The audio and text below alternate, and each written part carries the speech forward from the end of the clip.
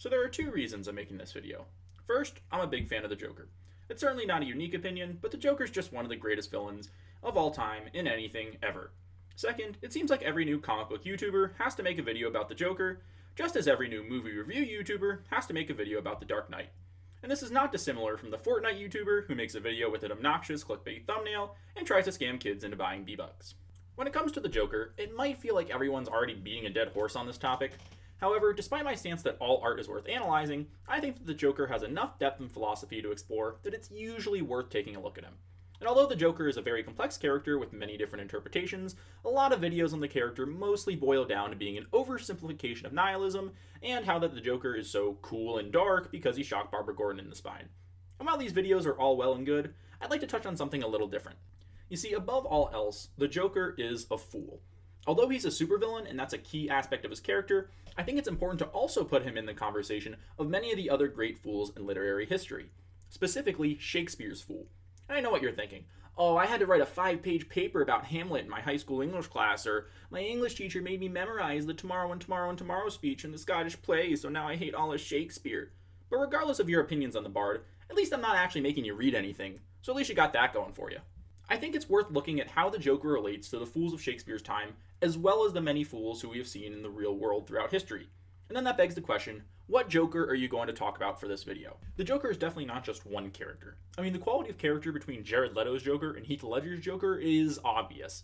But even when it comes to the comics, there are still many different writers with many different interpretations of the character. Alan Moore believes the Joker is insane. Grant Morrison, on the other hand, thinks the Joker is super sane. And Scott Snyder believes that the Clown Prince of Crime isn't crazy at all, that's just what people call him because they're afraid to admit he's just plain evil. So today I want to look at a couple appearances of the Joker, specifically Alan Moore's Joker in The Killing Joke, and Scott Snyder's Joker in Death of the Family, which is not to be confused with the annoyingly similarly titled Death in the Family, which also could have been avoided considering no one actually died in Snyder's story, and I also want to compare his Joker from Endgame. The Fool was a character that popped up in many of Shakespeare's plays, but the word might not mean exactly what you think it means. You see, in literature, the terms clown and fool have two completely different meanings. Feste from Twelfth Night, my personal favorite Shakespeare play, mentions better a witty fool than a foolish wit. The foolish wit is the clown, someone who's a laughingstock at their own expense. In Shakespeare's plays, characters like Dogberry in Much Ado About Nothing and Gobbo in Merchant of Venice were classic clown characters. Modern examples are Fezzik in The Princess Bride or Kronk from Emperor's New Groove. They're usually a bumbling idiot who gets laughed at because of their own stupidity. But a witty fool is the exact opposite. The fool is someone with a quick wit who typically entertain the royal families. The most common example of this is the jester image that many of you are familiar with. Shakespeare liked fools because he favored characters who were smart compared to people who were more bumbling idiots. You see, the fool's role is to show the absurdity of society's own actions by mocking them, making a joke out of it. Above all, the fool's an observer. They think about life on a meta level, and they're always thinking about why people do what they do. Going back to Twelfth Night, there's a great example of this in the scene between Feste and Olivia. Olivia is the queen who suffered from the loss of her brother, but she hasn't done the best job of letting go of him. In fact, she hasn't done much a job at all for that matter. She still wears all black months after she should have moved on. So when Olivia commands the guards to take the fool out of the room, Feste tells the guards to take Olivia out of the room, claiming she is the fool for not moving on from her brother's death. Feste is acting in a role outside of regular society to try and elicit change in that society for the better. Specifically in this case, to get Olivia to move on. This is the role of many comedians in our society. Many jokes from modern day comedians use comedy as a device to show the absurdity of our current society. They aren't necessarily saying that society is evil, but they might persuade for change in one area or another. And there are plenty of comedians who do this, but I think a perfect example of this is Bill Burr. Burr's comedy style is definitive of the fool style. Not only does he talk about the absurdity of society, he also presents himself as an unreliable narrator, claiming that people shouldn't take his advice at face value. A great example of this is his banana pancakes joke, which uses his own story about not wanting to buy a pumpkin so his guy friends won't bust his balls the next time they see him, to criticize our current culture of homophobia. And that's the great thing, the fool does all this while still getting a laugh. By now, many of you might be thinking about yourselves as fools. You might be thinking, well yeah, I think on a meta level, or yeah, I'm an observer, or yeah, we live in a society. But Roger Ellis in his article, The Fool in Shakespeare, A Study in Alienation, suggests that the role of the fool is not an easy one. Ellis suggests that there are many roles that require people to be observers. For example, the writer is someone who sees things that many others might not. But Ellis would argue that these roles are not the same as the fool because they still have a place in a given society. The writer is allowed to take stances on things. They observe, but they don't have to be a passive observer. The fool, however, is unable to judge others based on their actions. In order to be a fool, one must live outside the normal societal bounds. To re-enter the society for the fool would be impossible, as it would betray who they fundamentally are as a person. Ellis claims this leads to the fool to living an alienated lifestyle. And to make matters worse, society will usually dismiss the fool as just another joker. They won't listen to his wisdom because they don't want to hear the truth behind it. But while Ellis's proposition may give insight into the Joker, it doesn't actually account for the many real-life fools who still manage to be functioning members of society, or at the very least have changed society because of their foolishness. There have been many great fools throughout history. I won't go into too much detail here, because at this point I'm sure you're wondering when I'm going to start talking about the Joker, but fools exist everywhere. And perhaps the most well-known fool of all time is Charlie Chaplin, whose films like Modern Times use comedy as a way to show the absurdity of the Taylorized factory workplace of the 1920s. One particular machine tries to maximize productivity by feeding workers while they are still working on the assembly line. And of course, this machine is a complete failure and leads to a great bit of slapstick humor. But at the same time, Chaplin is showing how machines get in the way of humanity and try to destroy the humanity in the factory setting. Workers at this time were no more than cogs in a machine. Another great fool is Marcel Duchamp, one of the forerunners of the Dadaist art movement. When asked to bring a piece to an art showing, Duchamp simply submitted a porcelain toilet with his signature on it. And while this might seem comical to some, it also makes a statement about the current state of the world at the time. And this finally brings us to the Joker. While his title might be the Clown Prince of Crime, the Joker is certainly not a clown in the literary sense of the word. The Joker is the fool of Gotham City. And this is certainly true in Alan Moore's The Killing Joke. The Killing Joke is in many ways the definitive Joker story. So even though I only wanted to focus on Scott Snyder's Joker in this video, it's just too hard to resist talking about this story as well. In this story, the Joker attempts to drive Jim Gordon mad by crippling his daughter, sending him on a carnival ride through hell, and singing a particularly catchy jingle. This is also the first story to give the Joker a true origin story.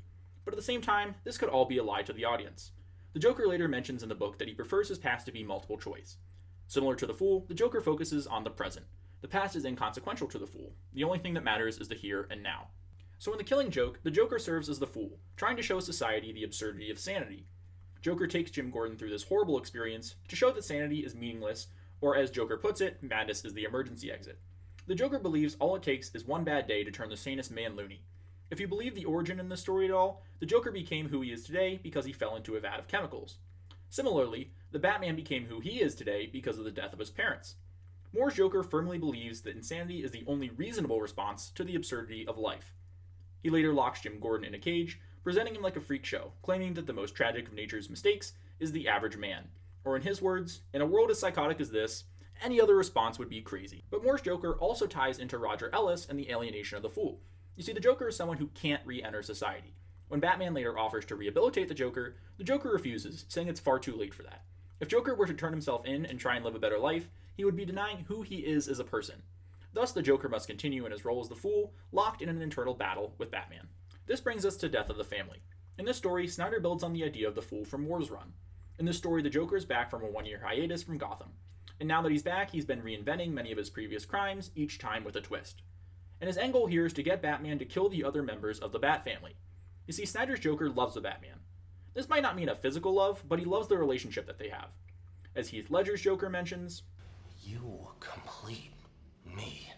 The Joker wants to continue with their game forever, but he believes that the Bat family are getting in the way of that. So he believes that Bruce will be convinced enough to kill the Bat family because deep down he really loves the Joker. And of course, Bruce ultimately decides to not kill the Bat family because he definitely does not love the Joker. Also because there's no way they kill off that many characters in one story. So this ends with a confrontation between Batman and the Joker, with Joker falling off a cliff in a cave under Gotham. Spoilers, this will be important later. Snyder's Joker also serves as a fool here, showing the pointlessness of Batman's allies. He shows how they hold him down, how they get in the way of Batman and Joker's fun. The Joker in the story doesn't hate Batman, he genuinely cares about him, and he wants to change him for the better. And by for the better, he means killing his closest allies and friends. But the Joker takes it a little more literally in this story. He turns all of Arkham Asylum into a giant Batman castle, which is a love letter to the Dark Knight.